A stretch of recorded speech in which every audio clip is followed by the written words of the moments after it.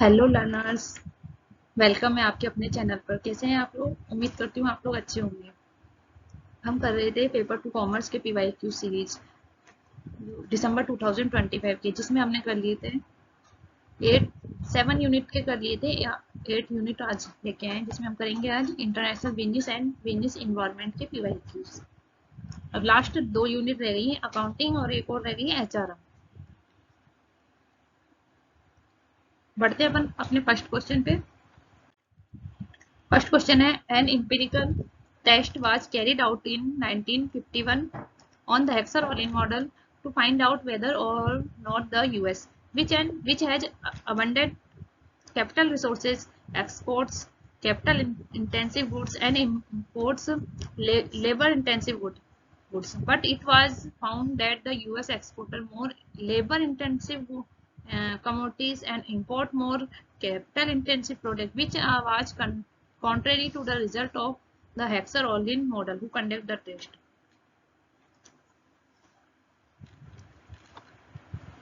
1951 में हेक्सारोलिन के मॉडल पर एक एम्पिरिकल टेस्ट किया गया था, ताकि ये पता लगाया जा सके कि यूएस पे किया गया था एक टेस्ट, जिसमें पता लगाया जा सके कि क्या जो कैपिटल रिसोर्सेज है, जो यूएस है वो वैसे ही ऑलरेडी कैपिटल रिसोर्सेज है, तो वो कैपिटल रिसोर्सेज का एक्सपोर्ट करता है, या labour labour labour intensive goods का इंपोर्ट करता है।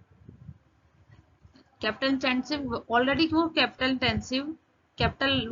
रिसोर्सेज है उसके पास ज्यादा, तो वो ये पता लगाया जाने के लिए एक टेस्ट किया गया कि यूएस जो है कैपिटल इंटेंसिव गुड्स का एक्सपोर्ट करता है और लेबर इंटेंसिव गुड्स का इंपोर्ट करता है क्या। बट लेकिन उसमें क्या पाया गया कि जो यूएस है वो लेबर इंटेंसिव कमोडिटी का तो एक्सपोर्ट करता है और कैपिटल इंटेंसिव गुड्स का इंपोर्ट करता है, तो ये कॉन्ट्रेरी हो रहा है। जबकि बल्कि क्या होना चाहिए, जिसके पास कैपिटल इंटेंसिव गुड है, जो जिसके पास जो चीजें अबंडेंट में है, उसको उसका एक्सपोर्ट करना चाहिए, जो अब नहीं है उसको उसे इंपोर्ट करना चाहिए। लेकिन इसने उल्टा किया। तो ये किसने टेस्ट किया था? स्टीफन स्टीफन लिंडर ने, डेविड रिकार्डो ने, जेबी से ने, वेस्ली लियोनटिफ ने। तो इसका राइट आंसर है वेस्ली लियोनटिफ। किसने किया था? लियोनटिफ ने किया था ये टेस्ट। नेक्स्ट क्वेश्चन है, which statement best capture the difference between FDI and FPI. आपको डिफरेंस बताना है इसमें कौन सा है। FDI is investment with lasting interest and managerial control. FPI is passive investment without control. Second है, FDI involves only equity investments. FPI involves both equity and debt securities. Third है, FDI is recorded in the current account. FPI is recorded in capital account. Fourth है, both FDI and FPI can investors voting rights in the host country. तो इसका देखो, fourth देखते हैं, FDI and FPI gives investor voting right in the host country. गलत है। Only voting right किसका होता है? एफडीआई का ही होता है, एफपीआई का वोटिंग राइट नहीं होता। एफडीआई ओनरशिप और कंट्रोल के लिए आती है, उन्हीं का ही राइट होता है। एफडीआई वालों को ही राइट होता है वोटिंग राइट का, एफपीआई वालों को नहीं होता होस्ट कंट्री में वोटिंग राइट का राइट। थर्ड है, FDI is recorded in the current account, FPI is recorded in the capital account.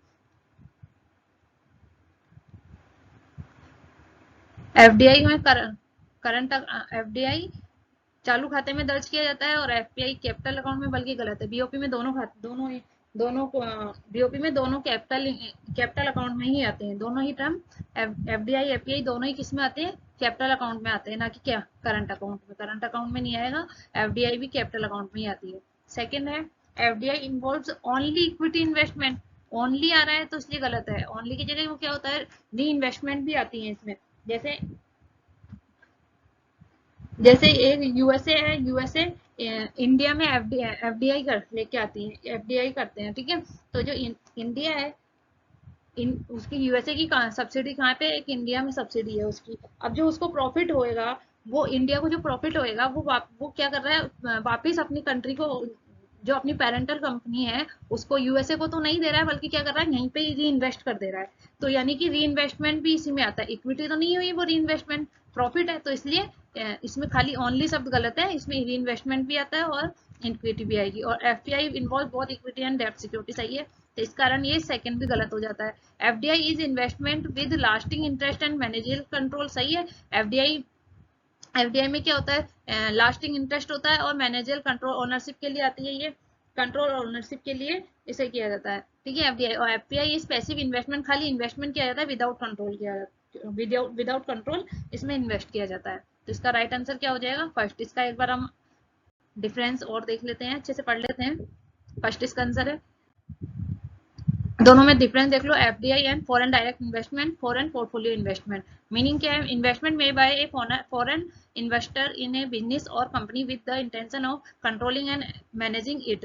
FDI क्यों की जाती है, किस इंटेंशन से की जाती है, कंट्रोलिंग और मैनेजिंग के सामने वाले वहाँ पे हमें ओनरशिप और कंट्रोल मिल जाए, इसलिए हम एफडीआई में इन्वेस्ट करते हैं। और FPI investment made bye foreign investor in financial assets like share bonds without management control, यानी कि दूसरी कंट्री में जाके हम उसके शेयर बॉन्ड परचेज कर रहे हैं विदाउट मैनेजरियल कंट्रोल के, ठीक है, कोई ओनरशिप और कंट्रोल नहीं होता है। नेचर ऑफ इन्वेस्टमेंट, एफडीआई में डायरेक्ट इन्वेस्टमेंट होता है, इसमें एफपीआई में इनडायरेक्ट इन्वेस्टमेंट।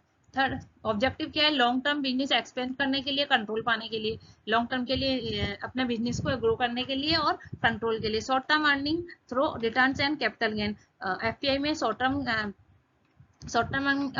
अर्निंग होगी और कैपिटल गेन होता है। ओनरशिप किसमें होती है, एफडीआई में ज्यादा ओनरशिप रहेगी, FDI provides ownership and managerial control, और इसमें एफपीआई में does not provide managerial control, ठीक है। इन्वेस्टमेंट किस में कर सकते हैं, एफडीआई के लिए कंपनीज, फैक्ट्री, इंफ्रास्ट्रक्चर, सब्सिडी के लिए, सब्सिडी कंपनी में। और एफपीआई कहाँ पे कर सकते हैं, शेयर्स, एफपीआई के लेने के लिए हम shares, bonds, mutual fund, government security है ना, ये परचेज कर सकते हैं। इन्वेस्टमेंट हॉरिजॉन, एफडीआई होता है लॉन्ग टर्म टाइम के लिए किया जाता है, लॉन्ग टर्म के लिए, और ये शॉर्ट टर्म के लिए किया जाता है, कम से कम 15-20 ईयर्स के लिए, और ये कम से कम 3-4-5 साल के लिए, ठीक है। रिस्क लेवल कॉम्परेटिव लो होता है इसमें रिस्क, और इस वाले में एफपीआई में ड्यू टू मार्केट फ्लक्चुएशन की वजह से इसमें हाई रिस्क होता है, ठीक है। लिक्विडिटी एफडीआई में लो होती है और इसमें हाई होती है एफपीआई में लिक्विडिटी, और इसको जल्दी से खरीदा भी जा सकता है और जल्दी से बेचा भी जा सकता है, और जो एफडीआई है उसको हम जल्दी से क्विकली विड्रॉ नहीं कर सकते हैं। और वॉलेटिलिटी इसमें स्टेबल होती है, इसमें हाईली वॉलेटाइल होती है। इम्पैक्ट ऑफ इकोनॉमी, इसमें ये क्रिएट करती है, एफडीआई क्या क्रिएट करती है, एम्प्लॉयमेंट क्रिएट करती है, टेक्नोलॉजी ट्रांसफर होती है, और इससे इकोनॉमिक ग्रोथ होती है, इकोनॉमिक डेवलपमेंट होता है। जब हमारे पास ज्यादा से ज्यादा पैसा होगा तो हमारी ग्रोथ होगी, हमारी इकोनॉमिक ग्रो करेगी, ठीक है। और एफपीआई में improve liquidity and strength, capital market में लिक्विडिटी रहती है और स्ट्रेंथ रहती है। और decision making, investor participates in business decision लेने में इन्वेस्टर पार्टिसिपेट करते हैं, और इसमें इन्वेस्टर्स का कोई रोल नहीं होता है मैनेजमेंट डिसीजन लेने में। एफपीआई अपन परचेस कर लेंगे तो हमारा कोई मैनेजमेंट कंट्रोल नहीं होता है, उसमें कंट्रोल होता है, ओनरशिप होती है, तो इन्वेस्टर पार्टिसिपेट भी करते हैं। एग्जिट, इसमें एफडीआई में डिफिकल्ट एंड टाइम कंज्यूमिंग रहता है, और इसमें easy and quick upon exit कर सकते हैं। एग्जाम्पल है जैसे a foreign company setup A manufacturing plant in India, एक फॉरेन कंपनी अपनी एक ब्रांच इंडिया में, मैन्युफैक्चरिंग प्लांट इंडिया में सेटअप कर रही है। और एफपीआई में ए फॉरेन इन्वेस्टर बाय कर सकता है इंडिया कंपनी के स्टॉक मार्केट से शेयर परचेज कर सकता है, ठीक है, राइट। बढ़ते हैं नेक्स्ट क्वेश्चन की तरफ। थर्ड क्वेश्चन है, a possible cost of FDI to the host country is, मेजबान देश के लिए प्रत्यक्ष विदेशी निवेश की संभावित लागत क्या हो सकती है। फर्स्ट है, employment opportunity may increase in the short run but long run competitiveness will be reduced. Second है, technology transfer always leads to dependency and no local innovation gets encouraged. Third है, repatriation of profits may leads to capital outflow. Four है, FDI inflows always worsen the host country's balance of payment position. First हम fourth देखते हैं, FDI fourth है, FDI आने से हमारी जो होस्ट कंट्री है वो वर्स हो जाती है, यानी उसकी बीओपी की स्थिति को खराब करता है, बिगाड़ता है एफडीआई, बल्कि सुधारता है एफडीआई, यानी तो हमेशा खराब नहीं करता है, तो ये गलत है, ठीक है। फिर है थर्ड वाला एक बार छोड़ते हैं, सेकंड देखते हैं। Technology transfer always leads to dependency. Technology transfer होती है तो हम डिपेंडेंट तो होते हैं, लेकिन ऑलवेज नहीं, हमेशा डिपेंडेंट नहीं होते हैं, ये गलत है। ठीक है, ऑलवेज डिपेंड नहीं होते, बल्कि और ये स्थानीय नवाचार को प्रोत्साहन नहीं करता, ये भी गलत है, बल्कि एनकरेज करता है। ज्यादा से ज्यादा एफडीआई आएगी तो हम उसमें टेक्नोलॉजी ग्रो करेंगे, टेक्नोलॉजी हमें ट्रांसफर होती है तो हम और ज्यादा ग्रो करते हैं, इकोनॉमी हमारी ग्रो करती है, कॉम्पिटिटिवनेस इंक्रीज होता है, हमें इंकरेजमेंट मिलता है, इनोवेशन होता है, नई नई चीजों का इनोवेशन होता है। ठीक है, तो ये सेकंड भी गलत है। ऑलवेज, इधर तो ऑलवेज दे दिया, उधर नो लिख रखा है। ठीक है, फर्स्ट है एम्प्लॉयमेंट अपॉर्चुनिटीज में increase in the short run. ठीक है, एम्प्लॉयमेंट अपॉर्चुनिटी तो बढ़ती है, but long run competitiveness will receive reduce, बल्कि गलत है। कॉम्पिटिटिव भी ज्यादा बढ़ता है, ऐसा नहीं है। जब हमारे पास अपॉर्चुनिटी आएगी, बाहर के लोग हमारे यहाँ आएंगे, तो ग्लोबल कॉम्पिटिशन इंक्रीज होएगा, कम थोड़ी होएगा। ठीक है, तो ये फर्स्ट भी गलत है। अब लास्ट थर्ड पॉइंट देखते हैं, रिपेट्रिटेशन ऑफ प्रॉफिट में लीड टू कैपिटल आउटफ्लो। जैसे मान लो यूएसए है, यूएस कंपनी है, अपने इंडिया में इन्वेस्ट करती है एफडीआई में। ठीक है, इंडिया में एफडीआई लाती है, तो क्या जो ये यहाँ पे इंडिया में मान लो जो भी प्रॉफिट हुआ, ठीक है, जो भी प्रॉफिट हुआ अगर वो यहाँ री इन्वेस्ट ना करके वापस अपनी पेरेंटल कंपनी को दे दे, यानी यूएसए की कंपनी अपने यहाँ इंडिया में एक सब्सिडी बना रही है। ठीक है, और इंडिया में सब्सिडी जो है उसने प्रॉफिट गेन किया है, तो वो जरूरी तो नहीं कि वो यहाँ पे री इन्वेस्ट करे, वो वापस अपनी कंट्री में, होस्ट कंट्री में जा भी सकता है। तो यानी कि जो हमारी इधर कैपिटल है वो आउटफ्लो होगी, किसके थ्रू? प्रॉफिट के थ्रू। जो उसका प्रॉफिट है वो अपनी पेरेंटल कंपनी को भी देगा, तो यानी कि यहाँ से हमारे कैपिटल आउटफ्लो होता है। तो थर्ड इसका राइट आंसर है। राइट, नेक्स्ट क्वेश्चन है fourth, select the correct option from the following. The balance of payments first includes only exports and imports of goods and service. Second is always balanced because every credit entry has a corresponding debit entry. Third, excludes unilateral transfer like remittances. Fourth, shows only the financial account of transactions. तो इसमें first तो कह रहा है includes only exports and imports of goods and service. खाली only goods and service का आता है क्या? नहीं, गलत है। इसमें वो भी इंक्लूड होते हैं, income expansion, unilateral transfer include होते हैं। पहले तो ये जान लेते हैं बीओपी क्या है। बीओपी किसी देश या किसी देश का किसी अदर अन्य कंट्रीज के साथ जो भी इकोनॉमिक ट्रांजेक्शन होती है उनका लेखा जोखा है। तो इसमें खाली गुड्स एंड सर्विस नहीं आती है, इसमें income expenses, unilateral transfer, income payments वो सब आती है। ठीक है, तो फर्स्ट तो गलत है, आंसर दिख गया इसमें। थर्ड है exclude unilateral transfer like remittance, ये गलत है, यूनिलेटरल ट्रांसफर भी इंक्लूड होती है। फोर्थ है so only the financial account of transaction, गलत, ये भी गलत है। और सेकंड इसका क्या है, is always balanced because every credit entry has a corresponding debit entry, ये सही है। ये दोनों तरफ का योग क्या आना चाहिए, बराबर आना चाहिए। एक डेबिट का, हर एक डेबिट का एक क्रेडिट होगा, हर खर्चे जैसे मान लो कि दोनों तरफ का टोटल इक्वल आना चाहिए। जैसे मान लो हमारे खर्चे ज्यादा हो गए, खर्चे ज्यादा हो गए तो इनकम की साइड में कम से होगा, इनकम कम है तो जो बैलेंस बचेगा वो उसको हमें बैलेंस करना पड़ेगा, किसमें? डेफिसिट में, तो डेफिसिट कहलाएगा। ठीक है, उसको हम बैलेंस करेंगे, इसलिए इसका राइट आंसर क्या है? सेकेंड। इसमें देख लेते हैं करंट अकाउंट में क्या क्या आ जाएगा। Goods service, invisible trade, income receipts, payments, interest, dividend, profit, wages, unilateral transfer, remittance, gift, grants, ये आ जाएंगे। रिकॉर्ड करंट ट्रांजेक्शन सारी। कैपिटल अकाउंट में क्या क्या आ जाएंगे? FDI, FPI, external assistants and loans, banking capital and other capital flows, records, capital, financial transaction. ये नीचे वाला किसी और क्वेश्चन का यहाँ पे पेस्ट हो गया है, वैसे इन्फॉर्मेटिव ही अपन पढ़ सकते हैं। करंट अकाउंट में क्या क्या है? गुड्स, एक्सपोर्ट, इंपोर्ट, सेम यही है। Service, income, unilateral transfer. Capital financial account में क्या क्या जाएगा? FDI, FPI, external loans, banking capital, other investment. Third है official reserve account, reserve assets, foreign exchange reserves, gold reserves, HDR, IMF reserve position, सारे आ जाएंगे। राइट, नेक्स्ट क्वेश्चन देखते हैं।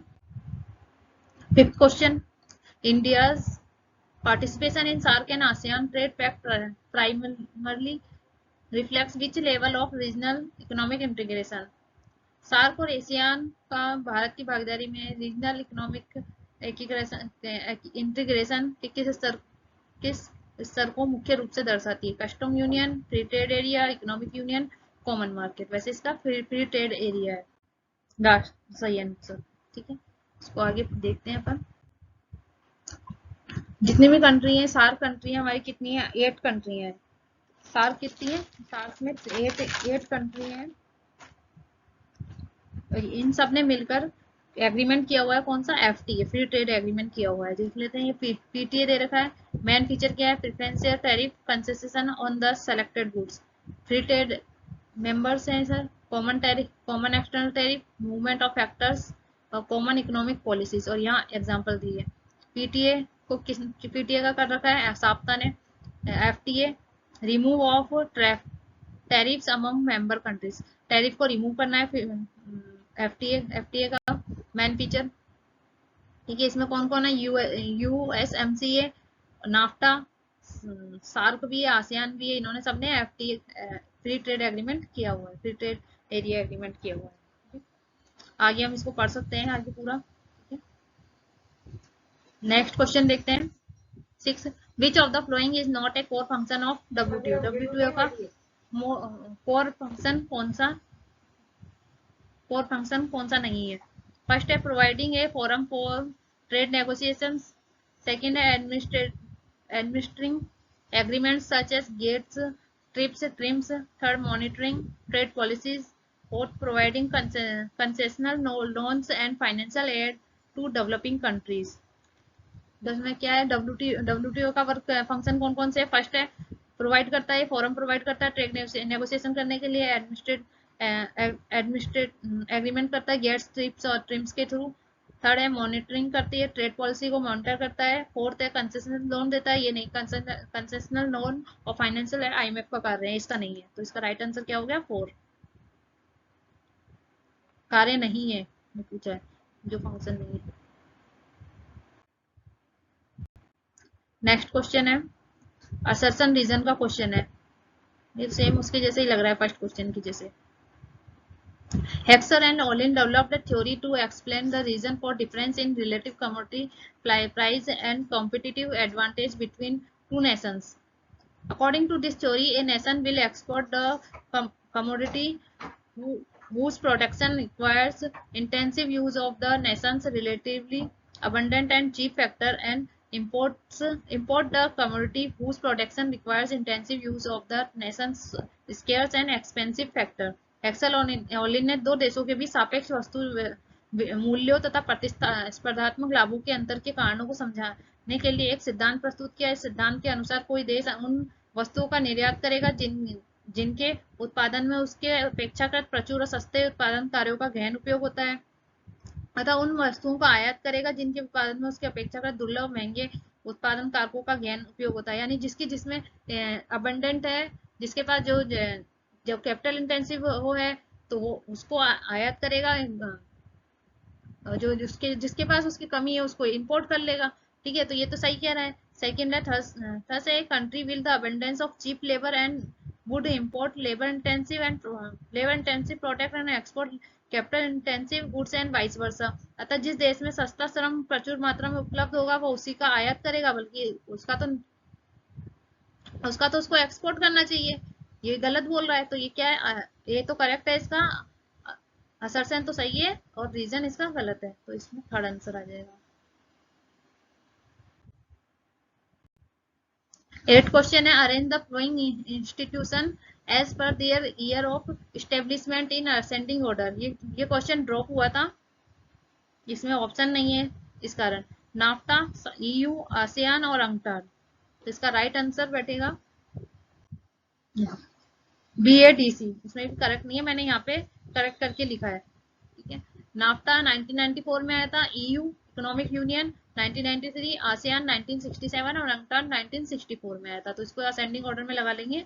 फर्स्ट आ जाएगा बी, देन आ जाएगा नाफ्टा, फिर नेक्स्ट अंगटाड और लास्ट में एशियान।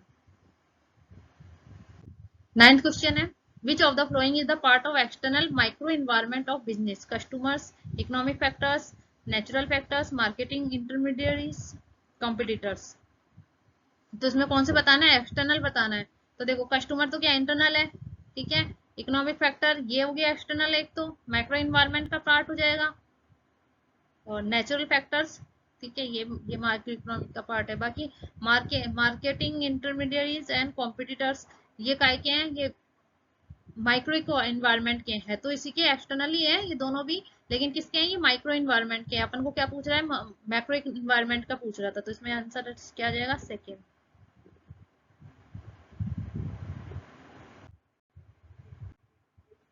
देख लेते हैं इधर बिजनेस एनवायरनमेंट के।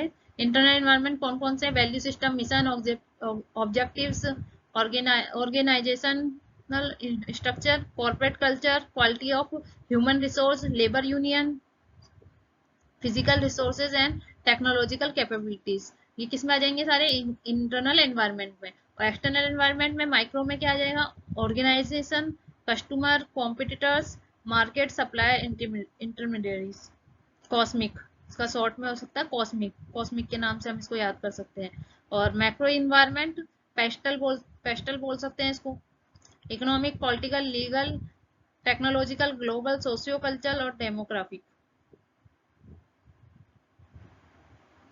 नेक्स्ट क्वेश्चन देखते हैं। मैच करना है आपको। Greenfield investment, foreign portfolio investment, forward vertical FDI और ब्राउनफील्ड इन्वेस्टमेंट्स। इसको देखते हैं।